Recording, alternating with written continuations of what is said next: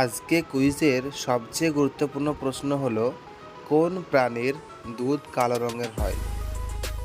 Option A মহিষ, option B হাতি, option C গন্ডার, অপশন ডি সিংহ।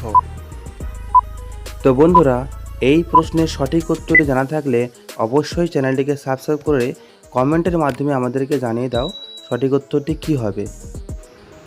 এই প্রশ্নের সঠিক উত্তর হয়ে যাবে অপশন সি গন্ডার। আজকে কুইজের সবচেয়ে গুরুত্বপূর্ণ প্রশ্ন হলো, কোন প্রাণীর দুধ কালো রঙের হয়?